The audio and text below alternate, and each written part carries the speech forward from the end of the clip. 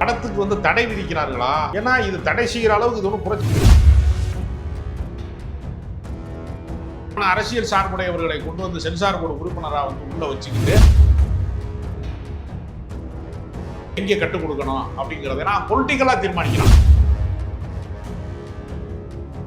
கதையினுடைய ஆன்மா கெடுதல. நீ ஒரு கதையை நீ சொல்ல வரலைய, சொல்ல வரும்போது எதுக்காக அந்த படத்தை எடுத்திருக்காங்க? நடந்த வரலாற்றை மாற்றி எழுதுவதற்கான அதிகாரம் எவனுக்குமே கிடையாது. நடந்த சம்பவம் நடந்ததுதானே. கிங் மேக்கர் அண்ணா தான். கிங் மேக்கர்னு வழக்கமா என்ன சொல்லுவாங்கன்னா, ஆப்போசிட்டான கவர்மெண்ட் பாஜக உட்கார்ந்துட்டு இருக்கு, அவங்களும் இதை பார்த்து அச்சப்படுறாங்க. 25 இடங்கள்ல வந்து இவன் கட்டு கொடுத்துருக்கான். இவர்கள் பயப்படுறான் தான்.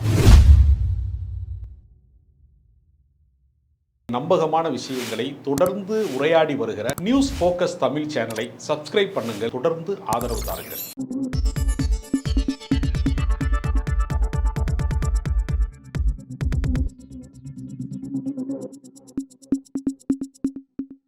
சார் வணக்கம். வணக்கம். பராசக்தி படத்திற்கு ஒரு வழியாக தணிக்கை சான்றிதழ் கிடச்சிருச்சு, UA கொடுத்துருக்காங்க அப்படிங்கிறது முக்கியமான விஷயம். ஆனால் 25 வெட்டு படத்தில் செஞ்சுருக்காங்க, முக்கியமான விஷயங்கள்லாம் தொட்டிருக்காங்க. அது வந்து ஒரு எல்லாமே அரசியல் ரீதியாக கவனம் பெறக்கூடிய முக்கியமான வசனங்களே கை வச்சு எல்லாத்தையும் எடுக்கிற அளவுக்கு அந்த சப்ஜெக்ட் நகர்ந்து போயிருக்கு. எப்படி பார்க்குறீங்க? இது முதல் முறை அல்ல. ஏற்கனவே நீங்கள் நீண்ட காலத்துக்கு முன்பு உதயசூரியன் பாதையிலே உலகம் விழித்து கொண்ட வேலையிலேங்கிறது உதயசூரியன் வரக்கூடாது அப்படின்னு அன்பேவா திரைப்படத்தில் எம்ஜிஆருக்கு புதிய சூரியன் போட்டாங்க. உதயசூரியன் ஆளாமல் போயிருச்சா அப்படின்னு ஒரு கேள்வி இருக்கிறது. அது மாதிரி நிறைய பாடல்களில் வந்து மேடையில் முழங்கு அறிஞர் அண்ணாவை போலுங்கிறத கூட வரவிடாமல் மேடையில் முழங்கு திருவிக்காவை போல் அப்படின்னு வந்து பாடலில் வந்து திருத்தம் செஞ்சாங்க. அதுக்காக அண்ணாதான் மேடை பேச்சினுடைய அடையாளம் அப்படிங்கிறது இல்லாமல் போயிருச்சா?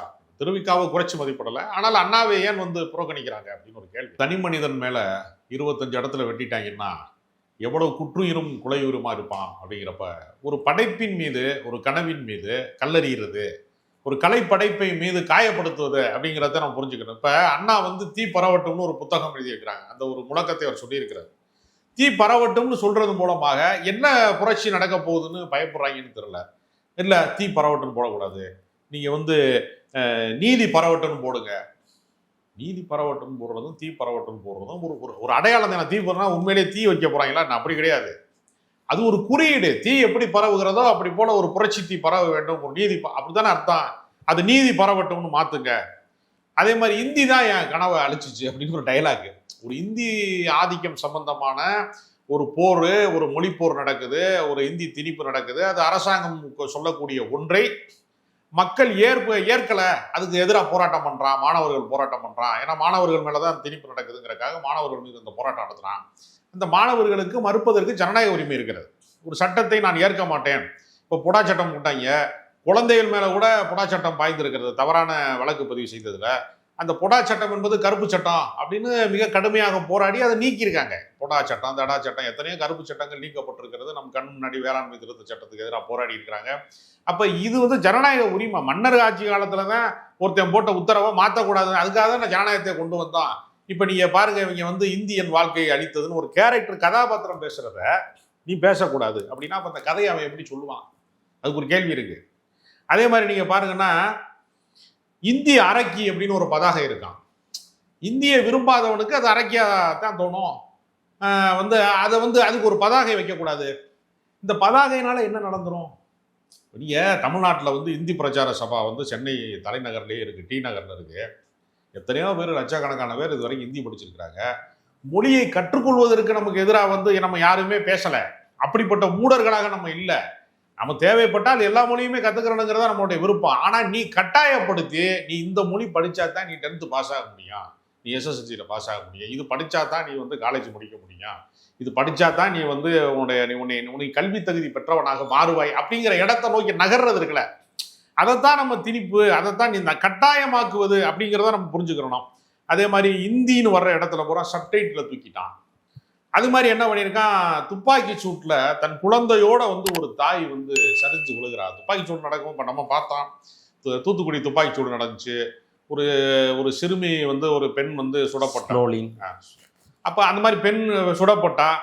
இப்போ தூத்துக்குடி துப்பாக்கி சூடு சம்பந்தமா ஒருத்தன் திரைக்கதை எழுதி அந்த சம்பவம் ஒரு வேதாந்தா நிறுவனத்துக்கும் வந்து அரசாங்கம் வந்து இதற்கு பின்னாடி இருந்து இந்த மாதிரி வந்து போராடுகிற பொதுமக்களை வந்து கொலை செய்தான் அப்படின்னு ஒரு உண்மை சம்பவத்தை ஒருத்தர் படம் எடுக்கணும்னு நினைக்கிறான்னு வச்சுக்கோங்க. அப்போ வந்து இல்லைங்க, அது வந்து சுடும்போது மரத்தை நோக்கி சுட்டாங்க, ஆகாயத்தை நோக்கி சுட்டாங்க, அப்படி நான் படம் எடுக்க முடியும்?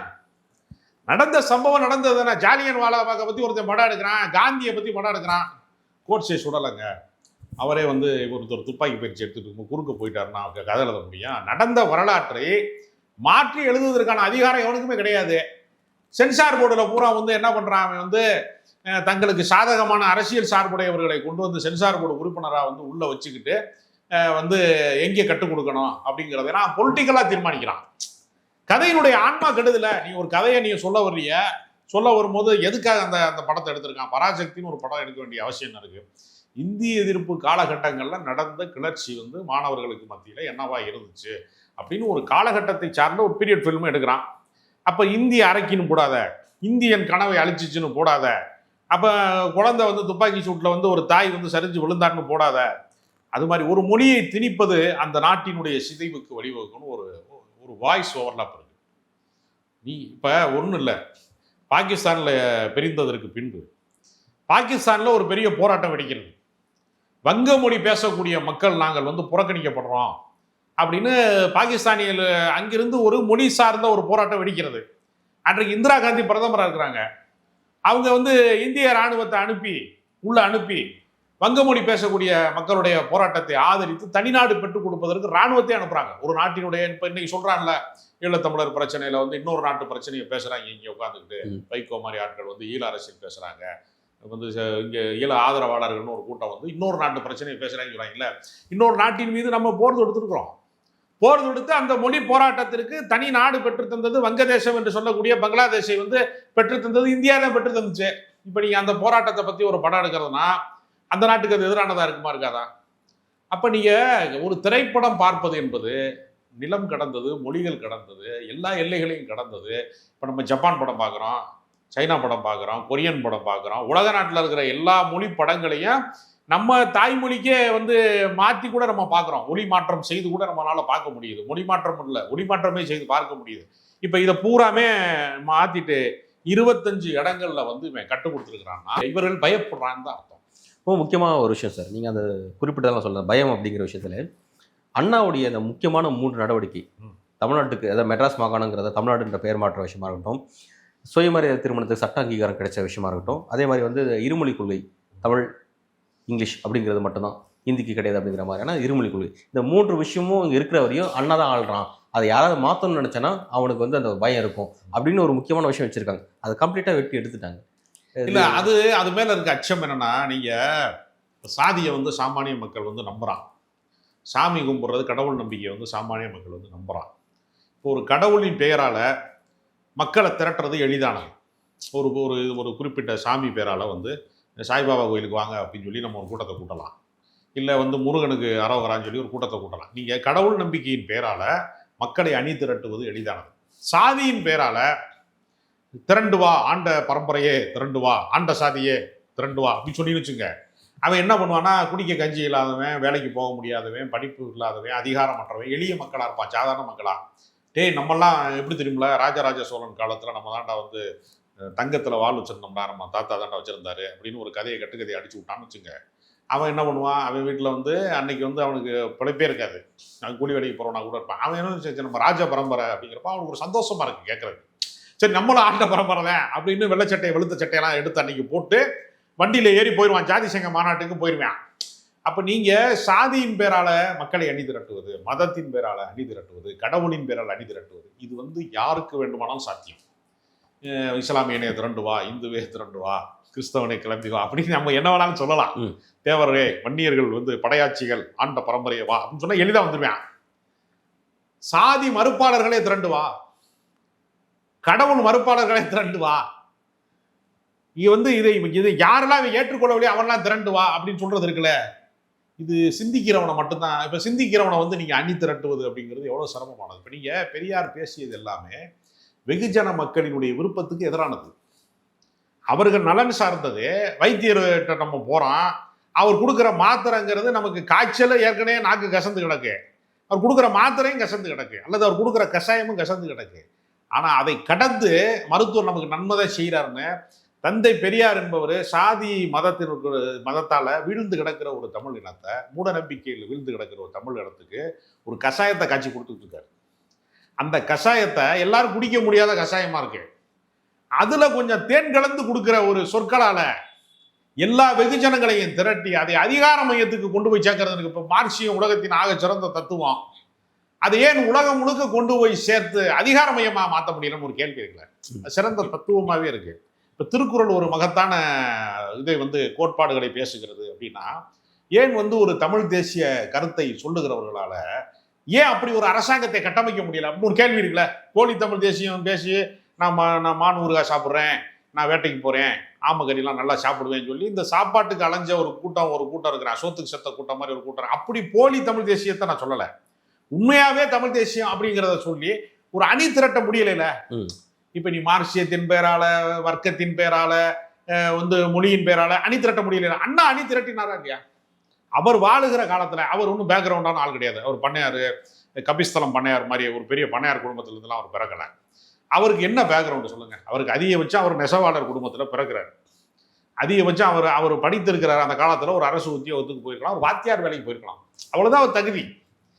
ஆனால் அவர் பெரியாரினுடைய கருத்தை உள்வாங்கி கொண்டு வெகுஜன மக்களை திரட்டி இத்தனை கோடி பேர் இன்னைக்கு நீங்க பாத்தீங்கன்னா கின்னஸ் ரெக்கார்டுல அண்ணாவுடைய மறைவுக்கு கூடிய கூட்டத்தை ரெக்கார்டு பிரேக்கை உடைக்கிறதுக்கு ஆளே இல்லை. வெறும் 28,000 பேரை கூட்டி வச்சுக்கிட்டு, கரூர்ல கூட்டி வச்சுட்டு உலகத்துல போய் ஒரு கூட்டமே வரலேன்னு இப்ப சொல்லிட்டுறாங்க, பொய் பேசிட்டுறாங்க. இந்த கூட்டம்லாம் தாவேகா கூட்டம்லாம் அண்ணாவுக்கு கூடிய கூட்டத்திற்கு ஒவ்வொரு ஊரும், அதாவது என்ன சொன்னாரு பேராசிரியர் திமு அப்துல் காதர் சொன்னாரு, அவருடைய கல்லூரி பருவத்துல அண்ணாவினுடைய கூட்டத்தை ஃபாலோ பண்ணியே போறாராம்.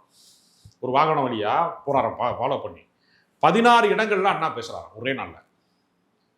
16 இடங்கள்ல அண்ணா பேசுறாரு. 16 இடங்கள்லையும் ஒரு இடத்தில் பேசியதை ரிப்பீட் பண்ணல, இன்னொருத்துல கூறியது கூறல் இல்லவே இல்லை.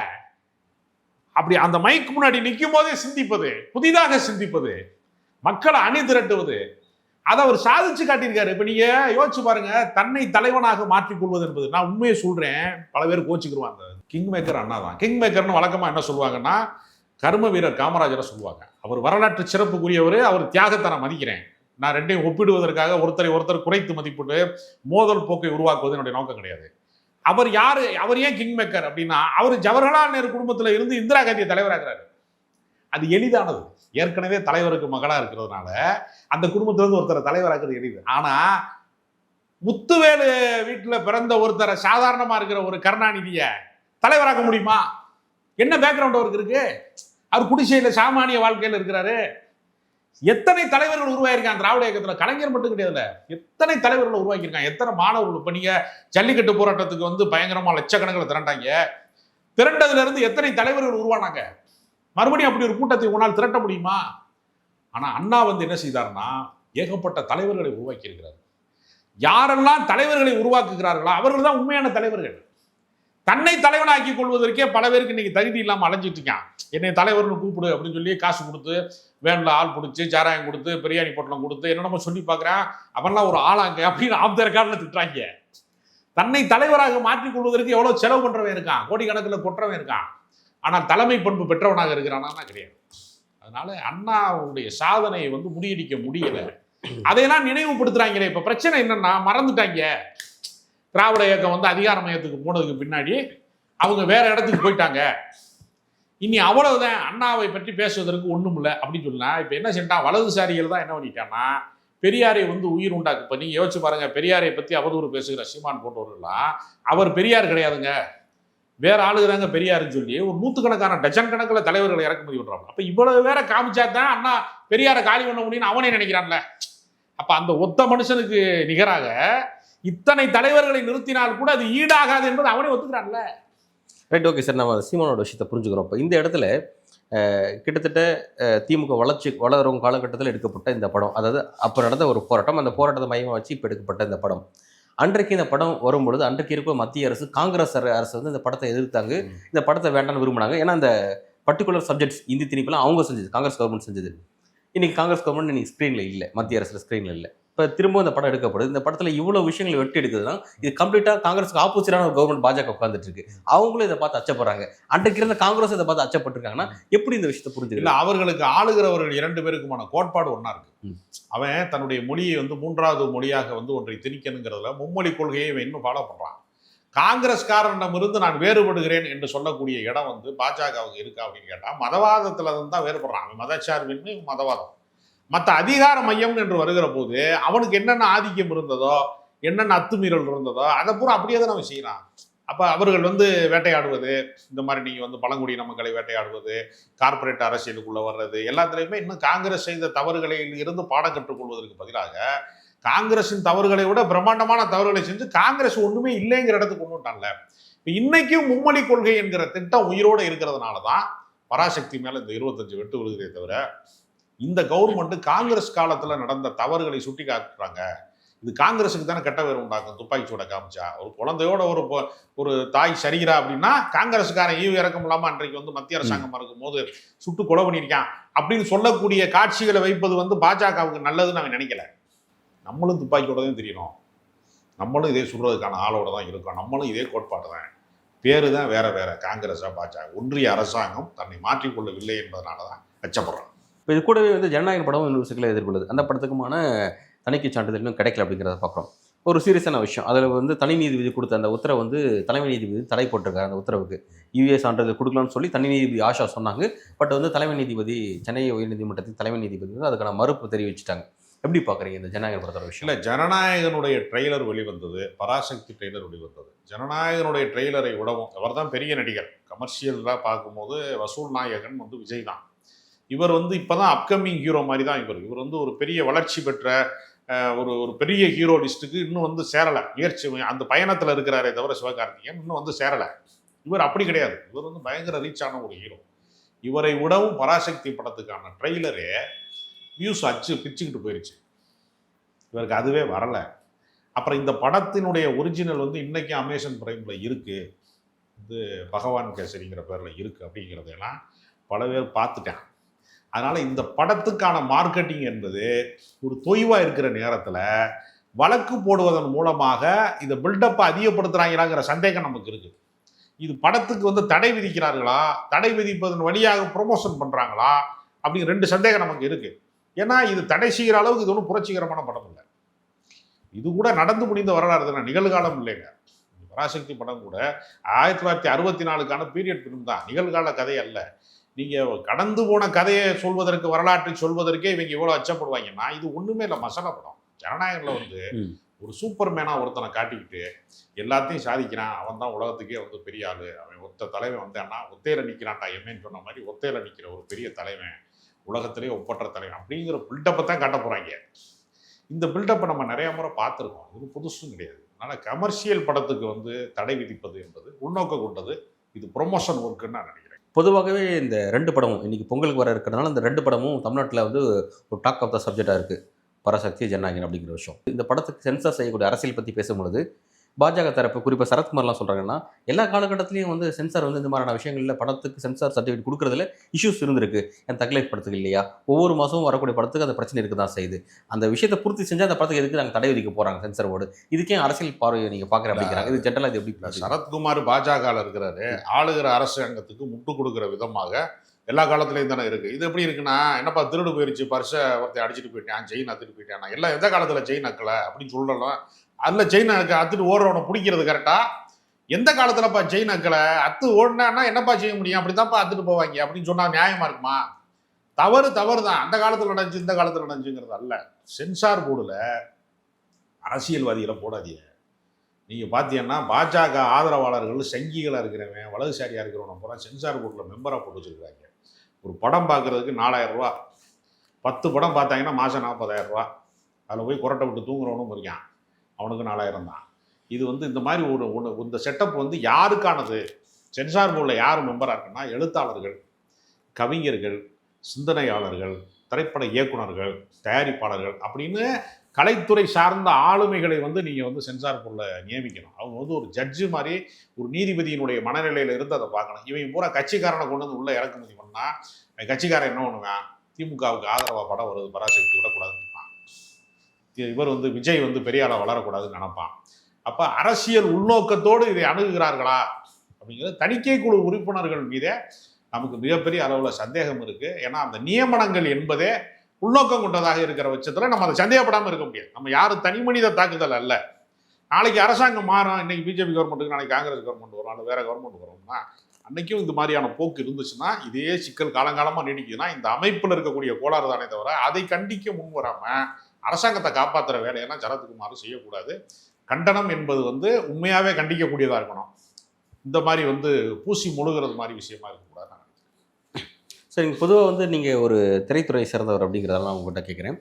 இப்போ சமீப நாட்களாக இந்தியாவில் வரக்கூடிய திரைப்படங்கள் என்ன விதமான சிக்கல்களை எதிர்கொள்ளுது, படைப்புக்கு என்ன விதமான ரிஸ்ட்ரிக்ஷன்ஸ் இருக்குது அப்படின்றத நான் கேட்குறேன்.